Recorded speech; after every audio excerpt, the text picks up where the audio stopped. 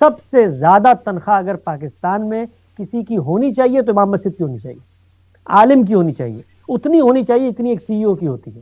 اس کو آپ وہ وقار دیں گے، وہ منصب، وہ عزت دیں گے تو وہ بھی اپنی صلاحیت کو پوری طرح بروئے کار لا کر آپ کی دینی خدمات انجام دے گا۔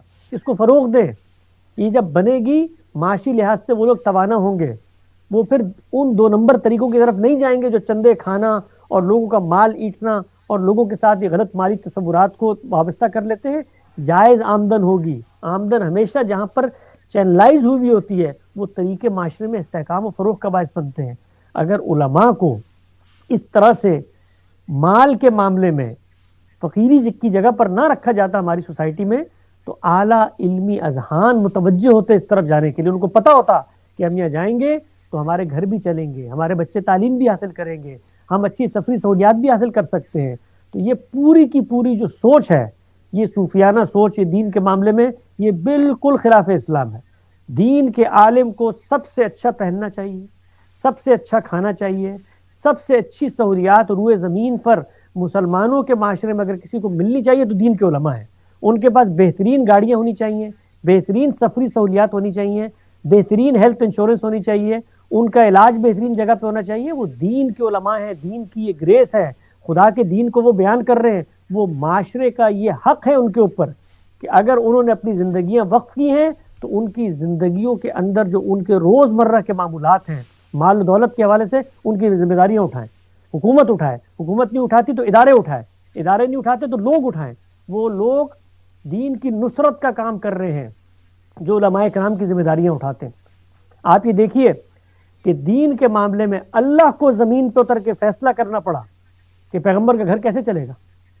کہنے والے کہیں نا کہ وہ مشورہ دیں پیغمبر کو فقیرانہ زندگی بسر کرنے کا، نہیں، دین کے اندر یہ فقر، یہ صوفیانہ تصورات کہ آپ یہ کام کریں، یہ بالکل نہیں پائے جاتے۔ مال کو خیر قرار دیا ہے قرآن مجید میں، اور اللہ روئے زمین پر اتر کے فیصلہ کرتا ہے۔ یہ جو پہلا سوال انہوں نے پوچھا باغ فدق کے، کہاں سے آیا باغ فدق بھائی؟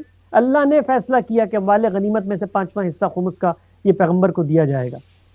تو اگر اس زمانے میں اس طرح کے اہل حدیث اذہان کے لوگ ہوتے تو وہ اللہ تعالیٰ اور پیغمبر کو کہہ رہے ہوتے کہ جی یہ مال آپ ان کو کیوں دے رہے ہیں، جی یہ تو دین کی خدمت منصب رسالت میں فائز ہے۔ اللہ نے لوگوں کے مال میں سے جو اموال غنیمت حاصل ہوئے، لوگوں کا مال تھا نا، سلطنت اور ریاست کے پاس آئے، پیغمبر کے لیے حصہ مخصوص کر دی۔ تو ریاستوں کو بھی حصے مخصوص کرنے چاہیے، وہ نہیں کرتے، عام آدمی مخصوص کریں۔ اور یہ دین کے عالم کو دیکھ کر جو حسد اور جیلسی پیدا ہوتی ہے ہمارے معاشرے میں کہ اس کے پاس گاڑی کیسے آئی، یہ تو مطلب فقیر کی حیثیت سے ہمارے آگے آ کر اس کو زانو تلمذ ہونا چاہیے تھا۔ یہ باقی جو ریاست کے اندر خدمات انجام دے رہے ہوتے ہیں، سائنسدان ہوتے ہیں، وکلاء ہوتے ہیں، ان کے بارے میں کبھی پیدا نہیں ہوتا۔ میں نے یہ محسوس کیا ہے اپنی قوم کے اندر، آپ یقین جانیں، میں نے یہ محسوس کیا ہے، چاہے وہ جدید پڑھا لکھا طبقہ ہو یا قدیم لوگ ہوں، وہ علماء کو تحقیر کی نظر سے دیکھتے ہیں۔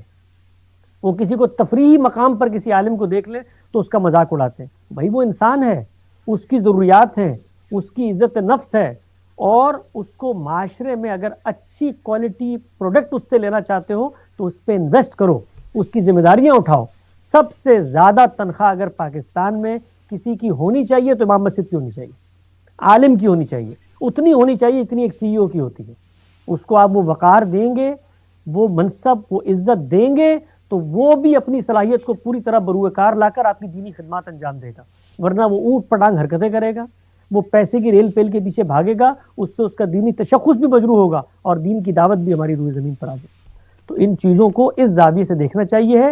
دین اسلام میں فقر کے اور یہ جو تصورات بیان کیے جاتے ہیں اس کی کوئی حیثیت نہیں ہے، کوئی حقیقت نہیں۔